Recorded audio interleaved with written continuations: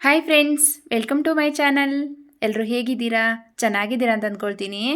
ಇವಾಗ ನಾನು ಮೊಟ್ಟೆ ಮಸಾಲ ಮಾಡೋಣ ಅಂತ ಮಾಡ್ತಾಯಿದ್ದೀನಿ. ಮೊಟ್ಟೆ ಮಸಾಲ ಮಾಡೋದು ತುಂಬ ವೆರೈಟೀಸಲ್ಲಿ ನೀವು ವೆರೈಟಿಯಾಗಿ ನೀವು ಮೊಟ್ಟೆ ಮಸಾಲವನ್ನು ಮಾಡಿರ್ಬೋದು. ಬಟ್ ಈ ರೀತಿ ಮೊಟ್ಟೆ ಮಸಾಲ ಒಮ್ಮೆ ಮಾಡಿ ನೋಡಿ.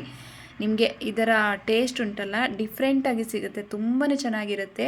ಒಮ್ಮೆ ಯಾರು ಮಾಡಿಲ್ಲ ಅಂದರೂ ಕೂಡ ಒಮ್ಮೆ ಆದರೂ ಈ ಮೊಟ್ಟೆ ಮಸಾಲವನ್ನು ಟ್ರೈ ಮಾಡಿ ನೋಡಿ. ಸಿಂಪಲ್ಲಾಗಿ ಹಾಗೆ ಬೇಗನೆ ಮಾಡಿ ಕ್ವಿಕ್ಕಾಗಿ ರೆಡಿ ಮಾಡ್ಕೊಳ್ಳುವಂಥ ಒಂದು ಮೊಟ್ಟೆ ಮಸಾಲವನ್ನು ಇವತ್ತು ಎಗ್ ಮಸಾಲವನ್ನು ನಾನು ತೋರಿಸ್ತೇನೆ ಹೇಗೆ ಮಾಡೋದು ಅಂತ. ಬನ್ನಿ ಮಾಡೋಣ. ಇವಾಗ ನಾನಿಲ್ಲಿ 5 ಮೊಟ್ಟೆಯನ್ನು ಬೇಯಿಸಿ ತಗೊಂಡಿದ್ದೇನೆ. ಸಿಪ್ಪೆ ಸುಲಿದಿಟ್ಕೊಂಡಿದ್ದೇನೆ. 5 ಮೊಟ್ಟೆಯನ್ನು ಬೇಯಿಸಿ ಸಿಪ್ಪೆಯನ್ನು ತೆಗೆದು ಇಟ್ಕೊಂಡಿದ್ದೇನೆ. ಇದನ್ನು ನಾನಿವಾಗ ಕಟ್ ಮಾಡ್ಕೊಳ್ತೇನೆ. ಅಂದರೆ ಕಟ್ ಮಾಡೋದು ಅಂದರೆ ಯಾವ ರೀತಿ ಅಂದರೆ, ನಾನಿಲ್ಲಿ ಸೆಂಟ್ರಲ್ಲಿ ಕಟ್ ಮಾಡ್ಕೊಳ್ತಾ ಇಲ್ಲ.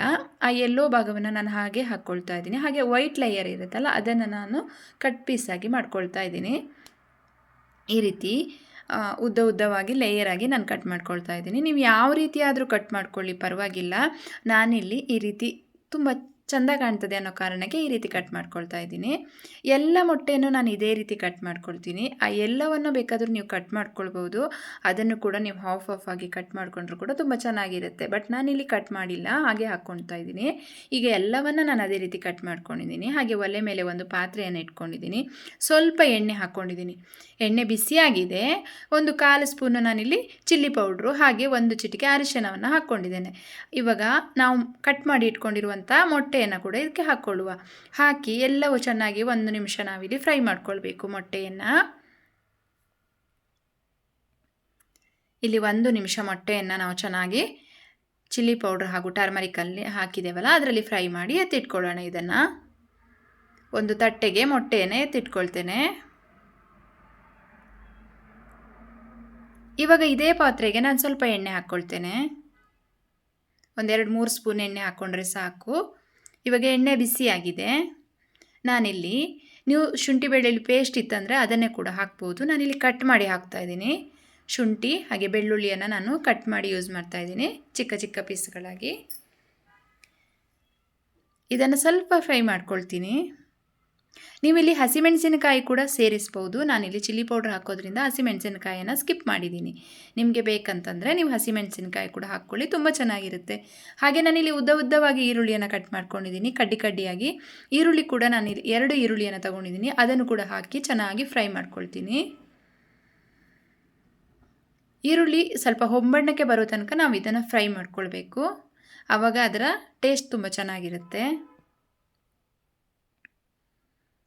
ಇವಾಗ ಈರುಳ್ಳಿ ಫ್ರೈ ಆಗ್ತಾ ಬಂತು. ನಾನಿಲ್ಲಿ 2 ಟೊಮೆಟೊವನ್ನು ತೊಗೊಂಡಿದ್ದೀನಿ. ಟೊಮೆಟೊ ಕೂಡ ನಾನು ಅದೇ ರೀತಿ ಕಟ್ ಮಾಡ್ಕೊಂಡಿದ್ದೀನಿ ನೋಡಿ, ಉದ್ದವಾಗಿ. ನೀವು ಯಾವ ಶೇಪಲ್ಲಾದರೂ ಕಟ್ ಮಾಡ್ಕೊಳ್ಳಿ, ಟೇಸ್ಟ್ ತುಂಬಾ ಚೆನ್ನಾಗಿರುತ್ತೆ. ಹಾಗೆ ಹಾಕಿ ಇದನ್ನು ನಾನು ಫ್ರೈ ಮಾಡ್ಕೊಳ್ತಾ ಇದ್ದೀನಿ. ಈರುಳ್ಳಿ ಮತ್ತು ಟೊಮೆಟೊ ಎರಡೂ ಕೂಡ ಚೆನ್ನಾಗಿ ಫ್ರೈ ಆಗಬೇಕು. ಇದರಲ್ಲಿ ಈರುಳ್ಳಿ ಮತ್ತು ಟೊಮೆಟೊ ಚೆನ್ನಾಗಿ ಫ್ರೈ ಆಗೋ ತನಕ ನಾವು ಇದನ್ನು ಫ್ರೈ ಮಾಡ್ಕೊಳ್ಬೇಕು.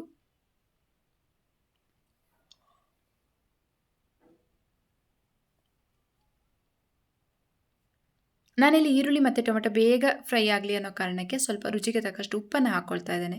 ಉಪ್ಪು ಹಾಕೋದ್ರಿಂದ ಈರುಳ್ಳಿ ಬೇಗನೆ ಫ್ರೈ ಆಗುತ್ತೆ, ಅದಕ್ಕೋಸ್ಕರ.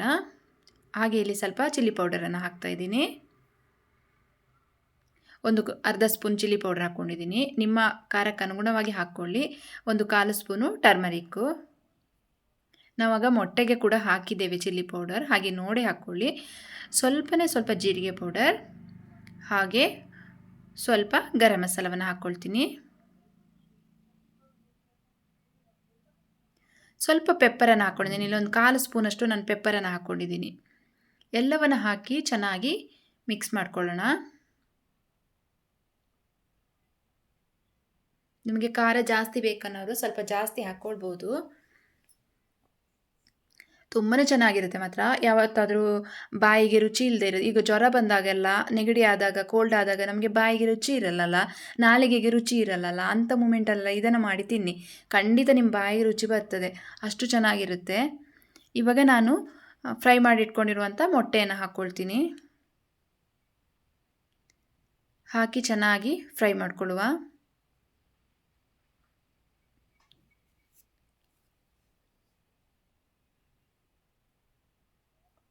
ಇವಾಗ ಇದನ್ನು ಹಾಕಿ ಚೆನ್ನಾಗಿ ಒಂದು ಸಲ ನಾವು ಮೊಟ್ಟೆ ಜೊತೆ ಅದನ್ನೆಲ್ಲ ಮಿಕ್ಸ್ ಮಾಡಿ ಇವಾಗ ಒಂದು ಲಿಡ್ಡನ್ನು ಕ್ಲೋಸ್ ಮಾಡಿ ಒಂದು 5 ನಿಮಿಷ ಇದನ್ನು ಬಿಟ್ಟುಬಿಡುವ. ಯಾಕಂದರೆ ಅದು ಆ ಮಸಾಲೆ ಮೊಟ್ಟೆ ಜೊತೆ ಸೇರಿಕೊಳ್ಳಿ ಅನ್ನೋ ಕಾರಣಕ್ಕೆ ನಾವು ಒಂದು 5 ನಿಮಿಷ ಹಾಗೆ ಬಿಟ್ಬಿಡೋಣ. ಇವಾಗ ಲಿಡ್ ತೆಗೆದು ನೋಡೋಣ. ನೋಡಿ, ನಮ್ಮ ಮೊಟ್ಟೆ ಮಸಾಲೆ ಎಷ್ಟು ಚೆನ್ನಾಗಿ ಕಾಣ್ತಾ ಇದೆ.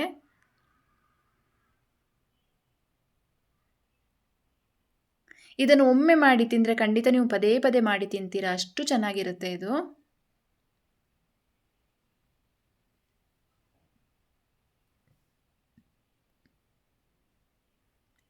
ಇವಾಗ ಮೊಟ್ಟೆ ಮಸಾಲ ರೆಡಿಯಾಗಿದೆ. ಕೊನೆಯಲ್ಲಿ ನಾನು ಇದಕ್ಕೆ ಸ್ವಲ್ಪ ಕಸೂರಿ ಮೆಂತ್ಯನ ಹಾಕ್ಕೊಳ್ತೇನೆ. ಫ್ಲೇವರ್ ತುಂಬ ಚೆನ್ನಾಗಿರುತ್ತೆ, ಅದಕ್ಕೋಸ್ಕರ. ನೀವಿಲ್ಲಿ ಕೊತ್ತಂಬರಿ ಸೊಪ್ಪನ್ನು ಬೇಕಾದರೆ ಹಾಕ್ಕೊಳ್ಬೋದು. ಇವಾಗ ನಮ್ಮ ಮೊಟ್ಟೆ ಮಸಾಲ ರೆಡಿಯಾಗಿದೆ. ನೋಡಿದ್ರಲ್ವಾ ಮೊಟ್ಟೆ ಮಸಾಲ ಹೇಗೆ ಮಾಡೋದು ಅಂತ. ಈ ವಿಡಿಯೋ ನಿಮಗೆ ಇಷ್ಟ ಆದರೆ ಒಂದು ಲೈಕ್ ಮಾಡಿ, ಶೇರ್ ಮಾಡಿ, ಕಮೆಂಟ್ ಮಾಡಿ. ಹಾಗೆ ನಮ್ಮ ಚಾನಲನ್ನು ಸಬ್ಸ್ಕ್ರೈಬ್ ಮಾಡ್ಕೊಂಡು ನೋಡಿ ಅಂತ ಹೇಳ್ತಾ, ಇಷ್ಟೋ ತನಕ ನನ್ನ ವಿಡಿಯೋ ನೋಡಿದ್ದಕ್ಕಾಗಿ ನಿಮಗೆಲ್ಲರಿಗೂ ತುಂಬ ಹೃದಯದ ಧನ್ಯವಾದಗಳು. Thank you. Bye bye.